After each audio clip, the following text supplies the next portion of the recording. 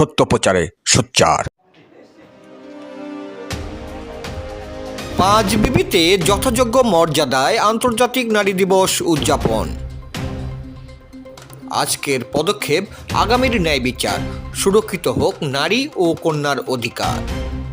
এই প্রতিপাদ্য নিয়ে জয়পুরহাটের পাঁচবিবিতে উপজেলা পরিষদ মিলনায়তনে উপজেলা প্রশাসন, মহিলা বিষয়ক কর্মকর্তার কার্যালয় ও এমপাওয়ার হার প্রকল্পের আওতায় বন্ধনের যৌথ আয়োজনে ও মানবাধিকার সাংস্কৃতিক ফাউন্ডেশন MSF এর সহযোগিতায় আন্তর্জাতিক নারী দিবস 2026 উপলক্ষে র্যালি, মানববন্ধন ও আলোচনা সভা অনুষ্ঠিত হয়েছে।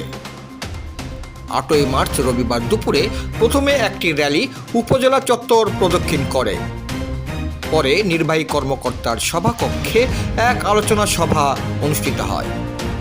এতে সভাপতিত্ব করেন ও স্বাগত বক্তব্য রাখেন উপজেলা নির্বাহী কর্মকর্তা মোহাম্মদ সেলিম আহমেদ।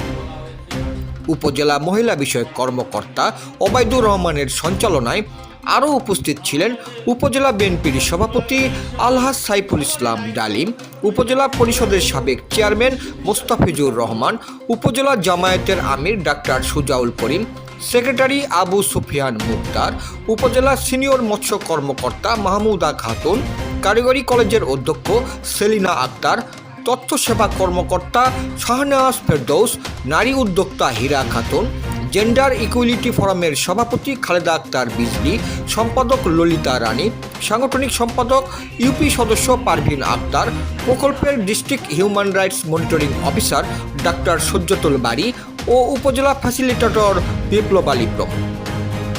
এর আগে সকালে জয়পুরহাট 0 পয়েন্ট এলাকায় বন্ধনের আয়োজনে এক মানববন্ধন অনুষ্ঠিত হয়।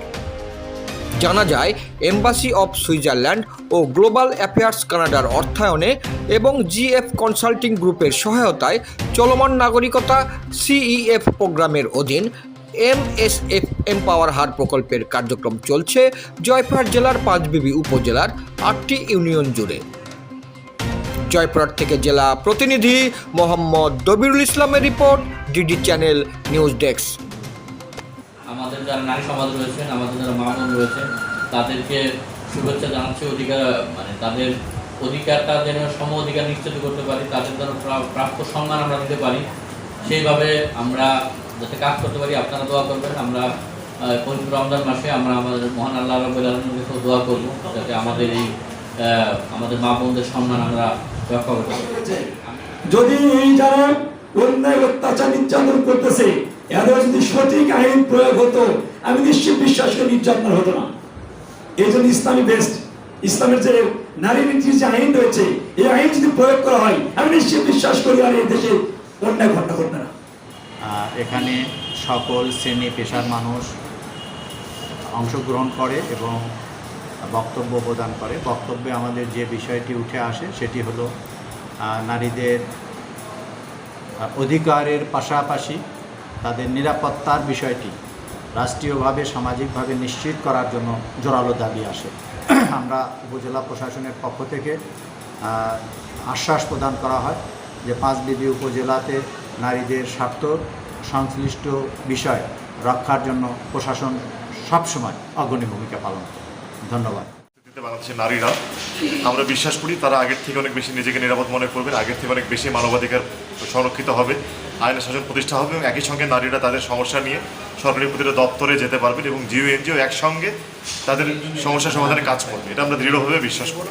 কবি বলেছেন, বিশ্বের যা কিছু মহান সৃষ্টির চিরকল্যাণকর, অর্ধেক তার করিয়াছে নারী, অর্ধেক তার নর।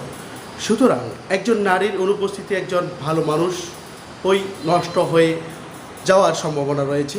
একজন নারী পারে একজন নষ্ট মানুষ, অর্থাৎ মানসিকভাবে বিকাশগ্রস্ত ব্যক্তিকে সঠিকভাবে পরিচর্যার মাধ্যমে সুস্থ করে তোলার।